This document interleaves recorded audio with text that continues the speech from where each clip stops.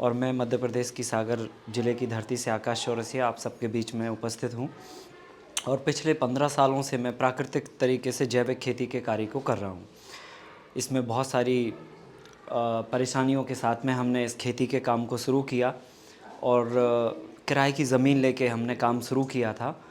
खेती में बहुत सारी मुश्किलें हैं, बहुत सारी परेशानियां हैं, लेकिन उन परेशानियों के अगर आप संघर्ष करें, मेहनत करें तो समाधान भी हैं और समाधान के बाद परिणाम भी हैं। तो हमने बहुत इन सारी चीज़ों में संघर्ष किया और तमाम मुश्किलों के समाधान खोजने के लिए लगातार दिन रात मेहनत की, प्रयास किया और खेती में हमें बहुत सारी समस्याओं के समाधान मिले और उन समाधानों के साथ में आज हम खेती कर रहे हैं और उसके बहुत अच्छे परिणाम। तो मैं बताना चाहता हूं कि इसकी जो शुरुआत है वो 2009 में हमने की हुई थी और हमें उस समय कोई भी नॉलेज नहीं था। तो कहते हैं कि जब आप किसी भी परिस्थिति के साथ में जूझते हैं तो आपके सामने बहुत सारी जो परिस्थितियां होती हैं वो आपको नए नए काम करने के लिए प्रेरित करती हैं।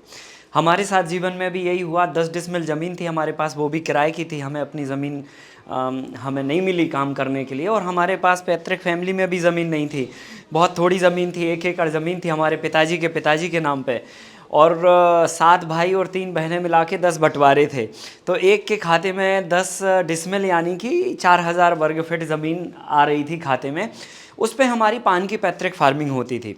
तो हमारे दिमाग में हमेशा से रहा, मैं डॉक्टर बनना चाहता था कि लोगों की हम सेहत का ख्याल रखेंगे। लेकिन जब हम अस्पतालों से जुड़े तब हमें पता चला कि डॉक्टर बीमारी को ठीक कर रहे हैं, बीमारी के कारण को ठीक नहीं कर रहे। अगर कारण ठीक हो रहे होते तो अगला बीमार नहीं हो रहा होता। तो अस्पतालें बढ़ रही हैं, बीमार लोग बढ़ रहे हैं और तमाम बीमारियों की संख्या भी बढ़ रही है। इन सब चीज़ों को देखकर मुझे लगा कि मैं डॉक्टर बन के बीमारी को ठीक करूँगा, बीमारी के कारण को ठीक नहीं कर पाऊँगा। तो आप सब ने भी एक कहावत सुनी होगी, हमारे बुंदेलखंड में कही जाती है, जैसा खाओगे अन्न वैसा होगा मन और जैसा होगा मन वैसा होगा तन।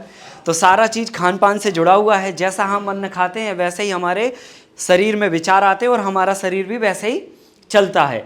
तो अन्न बहुत बड़ा रोल प्ले करता है किसी भी दैनिक जीवन को अच्छा बनाने के लिए और स्वास्थ्य की कुंजी भी हमारा खान पान ही है। तो क्यों ना हम खान पान को सुधारें।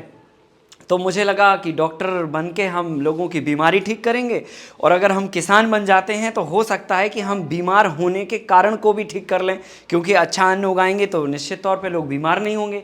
तो प्राकृतिक तरीके से जैविक अन्न कैसे उगाया जाए, क्योंकि आज जो हम खाना खा रहे हैं उसमें बहुत सारा रसायन घुल गया है। ये सब आप लोग शायद बातें जानते होंगे कि दूध भी हमारा केमिकल युक्त हो गया है, पानी में भी, हवा में भी, भोजन में भी, हर जगह विष घुल गया है और उस विष का सेवन हम बहुत लिमिटेड मात्रा में अपने शरीर को रोज़मर्रा की ज़िंदगी में दे रहे हैं और उससे हम बेहद कमज़ोर अपने आप को महसूस करते हैं और बीमार भी हम हो जाते हैं। और उसका कारण यह है खान पान में जहरी होना, केमिकल होना। तो ये केमिकल कहाँ से आ रहा है? खेती में प्रयोग हो रहे रासायनिक खादों से और दवाइयों से आ रहा है। तो कैसे हम इनको छुटाएं और बिना रसायन और बिना खाद के हम ये खेती करें ताकि जो है ना समाज को विषमुक्त अन्न मिले, अच्छा अन्न मिले। तो ये हमने इनिशिएटिव 2009 में शुरू किया और लिया। तो ज़मीन हमारे पास कम थी तो किराए की ज़मीन लेके काम शुरू किया, लेकिन इतना ही पर्याप्त नहीं था। खेती में बहुत सारी समस्याएं भी होती हैं, उनके हमने समाधान निकाले। तो बहुत सारा, जैसे पानी की दिक्कत है खेती में, जानवरों की सुरक्षा की दिक्कत है, क्लाइमेट चेंज की दिक्कत है, जलवायु परिवर्तित होती है, तमाम जो खेती में परेशानियाँ हैं वो सारी परेशानियाँ खेती को बेहतर नहीं बनाने देती हैं। तो उनको बेहतर बनाने के लिए हमने लगातार मेहनत किया और उनके समाधान निकाले। तो एक समाधान जो है मल्टी लेयर खेती के नाम से है हमारा, जिसमें हमने अपनी पान की पैतृक फार्मिंग, जो हमारी विधा वर्षों से हमारे पूर्वजों द्वारा चली आ रही है, उस विधा से हमने कुछ ज्ञान अर्जित किया और उस विधा को इसमें प्रयोग किया। और समाज में जितनी भी तरह की दिक्कतें हैं, यानी कि किसानी बाड़ी में, खेती बाड़ी में जो दिक्कतें हैं, पानी की, खाद की, बीज की, है ना, तमाम जो समस्याएं हैं उनको केंद्र में रखा। और साथ में हमने मल्टी स्टोरी बिल्डिंग को शहरों में बनते हुए देखा कि जब हमारे गांव में घर होते हैं तो देखिए कैसे होता है, 5 लोग हैं अगर तो एक 5000 स्क्वायर फीट का घर होता है और इतना ही समझ लो कि आंगन होता है और इतना ही पीछे बाड़ा भी होता है। तो हम 10-15 हज़ार स्क्वायर फीट जगह में गांव में आनंद से जीवन जीते हैं। लेकिन अगर यही ज़मीन अगर किसी शहर में हो तो इसमें 1000 लोगों को रहने की व्यवस्था हो जाएगी। तो लोग क्या करते हैं, एक के ऊपर एक के ऊपर एक के ऊपर एक के ऊपर घर बनाते हैं। तो जब हम शहर आते थे तो हम देखते थे एक के ऊपर एक के ऊपर एक घर बने हैं, तो हमारे दिमाग में आइडिया आया कि क्यों ना हम एक के ऊपर एक के ऊपर एक के ऊपर एक फसल उगाएं। तो ऐसी तीनों चीज़ों को हमने एक साथ में क्लब किया, इधर किसानों की समस्याओं को, इधर मल्टी स्टोरी बिल्डिंग को, और इधर अपनी पान की पैतृक फार्मिंग के ज्ञान को, सबको मिला के 3-4 साल लगातार प्रयोग किया और उसके बाद एक फार्मूला बनाया जिसको हमने नाम दिया मल्टी लेयर फार्मिंग।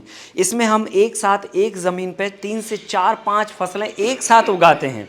सबको पानी एक गुना ही देते हैं, ज़मीन एक गुना ही देते हैं, समय एक गुना ही देते हैं, मिट्टी एक गुना ही लगती है, साधन एक गुना ही लगते हैं, समय भी एक गुना लगता है, लेकिन फसलें 4 गुना एक साथ में होती हैं।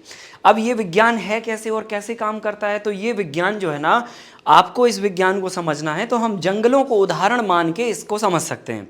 तो जब हम जंगलों में जाते हैं तो आपने देखा होगा वहाँ पे हम कोई खाद नहीं डालते, ना पानी डालते, ना दवाई डालते, ना बीज डालते हैं। लेकिन जंगल में आप देखो तो नीचे घास उग रही होती है, उसके ऊपर जो है ना झाड़ियाँ उग रही होती हैं, उसके ऊपर बड़ा पेड़ उग रहा होता है और उसके ऊपर और बड़ा पेड़ भी होता है, बट वृक्ष भी होता है। तो ये सारी चारों चीज़ें बिना खाद के एक ज़मीन पर कैसे रह सकती हैं? तो प्रकृति ने विज्ञान बनाया है, हम सब उस विज्ञान के हिसाब से ही जीते हैं। हम सबको जैसे भोजन पानी हवा की आवश्यकता होती है, वैसे संसार के सभी जीवों को भोजन पानी और हवा की आवश्यकता है। हम सभी लोग, प्रकृति ने ऐसा रचना की है संसार की कि किसी की भोजन की आवश्यकता इस संसार में ही होगी और एक दूसरे के ऊपर एक दूसरे जीव डिपेंड होंगे। तो आपने देखा होगा जैसे हम लोग भोजन करते हैं तो हम पेड़ पौधों में जो उगने वाली फसलें या फल हैं, सब्जियां हैं, अनाज है, वो उसका हम सेवन करते हैं। जब हम उसका सेवन कर लेते हैं तो हम वेस्ट करते हैं, और वेस्ट करते हैं तो वो हमारे लिए वेस्ट हो सकता है लेकिन किसी और दूसरे जीव का भोजन बन जाता वो।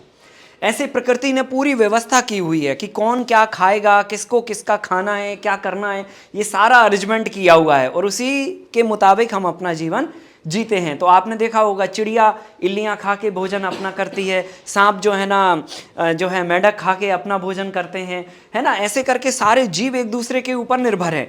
ऐसे ही पेड़ पौधों के विज्ञान में, पादप विज्ञान में, वनस्पति विज्ञान में एक पौधा दूसरे पौधे के ऊपर डिपेंड होता है। तो जंगल में आपने देखा होगा जब 4-5 चीज़ें एक साथ में उगती हैं तो इनको एक को खाद भी नहीं डाला जाता और सभी अच्छी होती हैं। घास हमारे खेतों से बेहतर हो रही है, झाड़ियाँ हमारे खेतों से बेहतर होती हैं, पेड़ हमारे खेतों से बेहतर वहाँ पर हैं। तो ये क्यों है? क्योंकि एक दूसरे की ज़रूरत आपस में पूर्ति हो रही है। तो वहाँ पर क्या होता है कि जो घास वाला पेड़ है या घास वाला पौधा है, उसने जो भोजन करके वेस्ट किया, उसका वेस्ट बड़ी वाली झाड़ी को मिल जाता है, झाड़ी ने जो वेस्ट किया वो घास वाले को मिल जाता है, और दोनों की पूर्ति आपस में बिना खाद डाले हो जाती है। ये प्रकृति ने विज्ञान ऑलरेडी पहले से बनाया है। तो हम जंगलों से इस बात को सीख सकते हैं, समझ सकते हैं, और उसी विज्ञान के मुताबिक हमने मल्टी लेयर खेती के अंदर बहुत सारे फार्मूले बनाए, किस फसल के साथ में क्या उग सकता है। तो ऐसे करके खेती की जो समस्याएं हैं उनका समाधान निकाला, और खेती में कैसे खर्चे कम करके आमदनी बढ़ाई जाए उसके समाधान के साथ में हम काम कर रहे हैं।